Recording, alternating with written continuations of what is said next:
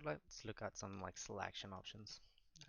So if I have my model, uh, a model's made up, of vertices, edges, and faces. And to access those, if I hold in right click, you'll get this little pop-up. And here you can cycle through the different components that make up a model. So by holding in right click and going up, I have my edge mode. You see it's highlighting edges as I go over them. I can just click to select one of those. Or if I hold in shift and click, I can select multiple. If I wanted to select an edge that goes the whole way around this model and the typology is good and there's no sort of breaks in this edge, if I double click it, it will select the entire loop.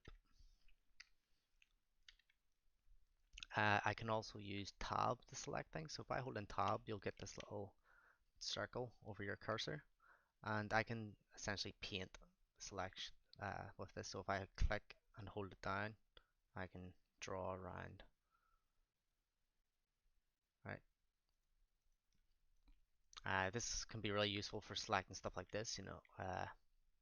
If I didn't want to have to come and click these individually, because if I try to hold in shift and double click those, it's not going to select that because the edges aren't connected there.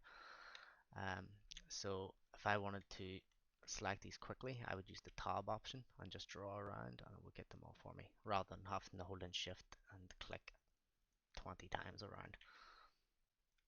It's really useful for faces as well. Um, so next there's vertexes.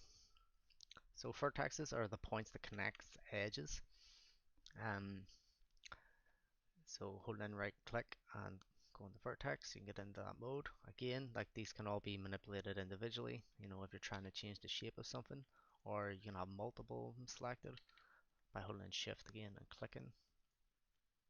And similar to edge loop, if I hold in shift, click, and then double click the vertex next to it, it'll give me that whole loop around. And same with faces. So just click in the select. I can hold in shift, double click the face next to it, and it'll get me that whole loop, or similar in this direction. And all these can be manipulated with your translate, scale, and rotate. So if I wanted to scale this out, I select the faces and go R on my keyboard, or click uh, this button here, the one that's highlighted. If you don't want to use the WER, I can scale these individually. I can move them individually by hitting W. I can rotate it, and they're like your common selection options.